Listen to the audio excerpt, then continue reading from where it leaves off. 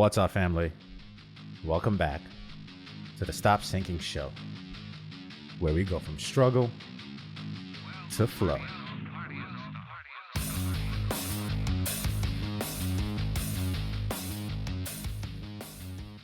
There's no doubt that we are bound in most moments by our humanity, our needs, our desires, our insecurities, fears, negative thought loops.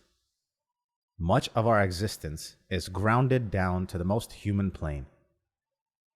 It is why so many of us want a taste of the transcendent.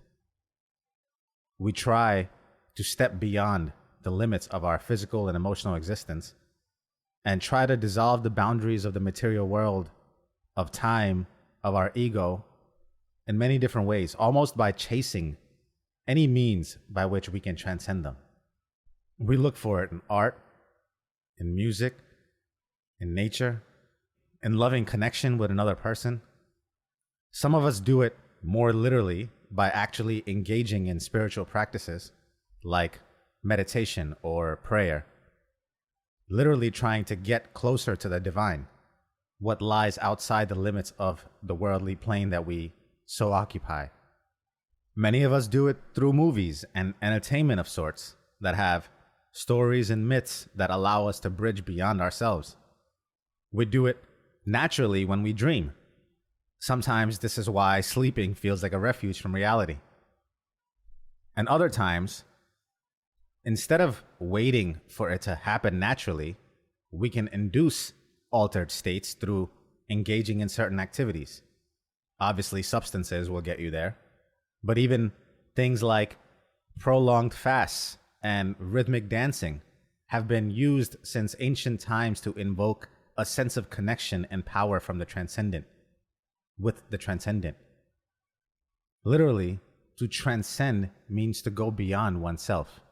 Any act of creation is, in a sense, a transcendent act. When you materialize something into the world that did not exist before, in a sense, you reach for and touch the divine with that creative power. You play the role of creator yourself. It is, in very literal senses, we go beyond to let something come through you that did not exist before, that does not yet exist. If you could only create from what you know, what you create will be something that already exists, and then it is no longer creation. It is recreation. There is no stepping beyond you did there, no transcending.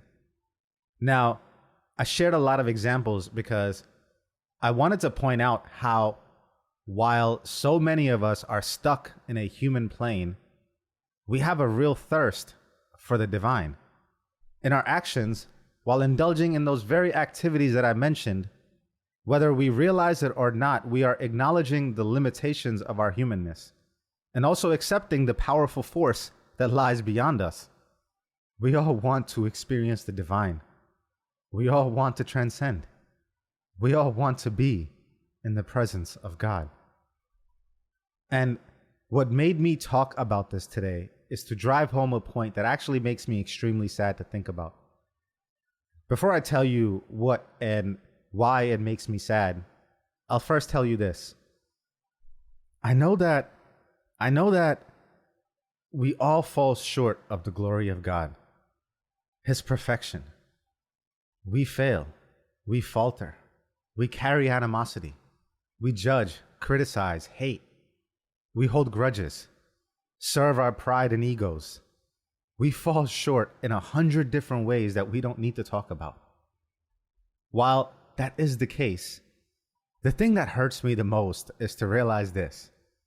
Of course we fall short of the glory of God, but what never ceases to humble me is how short you can really be, how short you can really fall from reaching that glory while still making people feel like they are in the presence of God.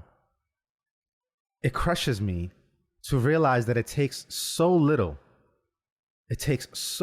to make people feel like they are in the presence of God.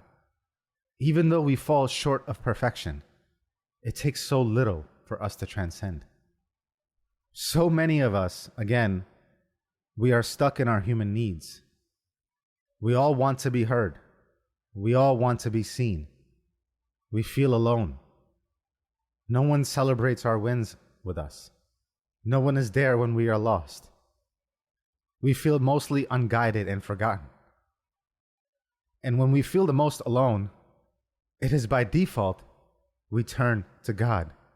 I read, falling to our knees in pain has been for many of us how we first fell to our knees in prayer.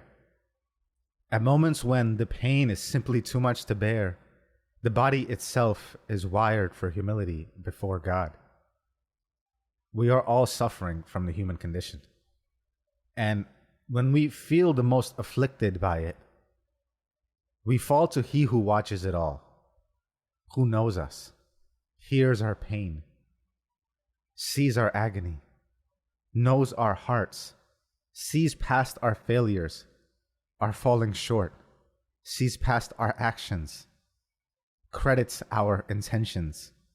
We seek and ask for strength, courage, and perspective to help us shoulder our burdens better. And any extension of this, even a mere low resolution reflection of this, the minimal contoured outline of this grace, just the scent of glory, and we transcend.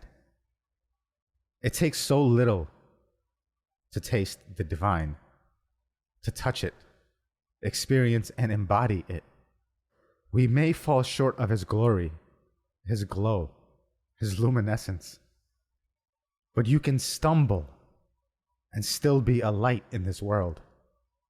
In the end, it is said, it matters not how short we fall. It matters not if they are half empty or half full, drained or overflowing, as long as we are there to refill each other's cups. That is heaven. I love you, family. Stay true always. I see you on the next show.